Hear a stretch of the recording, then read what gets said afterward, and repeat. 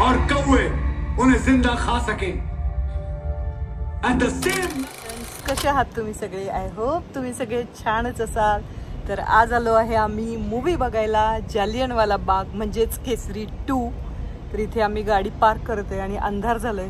R Madhavan आणि अक्षय कुमारच्या मूवीचा हा trailer तुम्ही बघितला असेल आणि लहानपणापासून आपण जालियनवाला बागची हिस्ट्री शिकत आलेलो आहोत आणि आज ॲक्च्युअल मध्ये पडद्यावर बघण्यासाठी खूप इंटरेस्ट।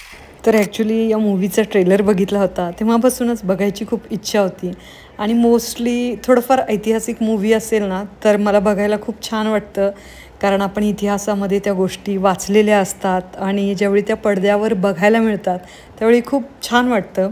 पण आम्ही जसं थिएटरमध्ये गेलो तर अख्खं थिएटर रिकामं होतं, हार्डली 15 ते 20च लोक असतील आणि थोडंसं वाईटही वाटलं की इतके छान पिक्चर बघायला किंवा इतके सुंदर असे ऐतिहासिक पिक्चर बघायला का कोणी येत नाही असं वाटलं। चला असू दे, मूवी कसं आहे ते बघूया।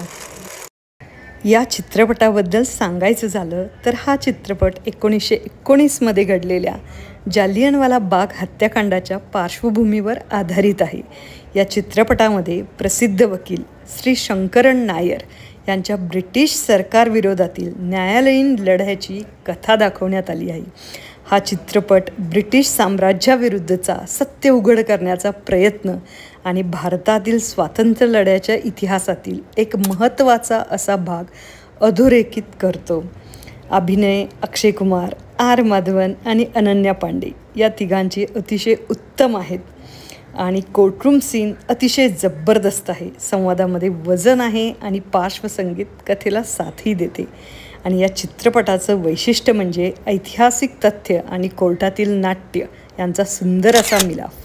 त्याचसोबत स्वातंत्र्यपूर्व काळातील वास्तववादी असं चित्रण आणि अक्षय कुमारचा प्रगल्भ असा अभिनय। थोडक्यात सांगायचं झालं तर केसरी चॅप्टर 2 हा चित्रपट ऐतिहासिक घटनांमध्ये रस असणाऱ्यांसाठी नक्कीच पाहण्याजोगा आहे।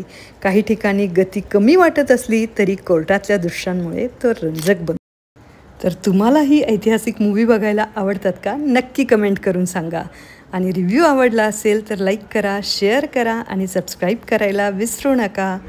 Thank you so much guys, thank you.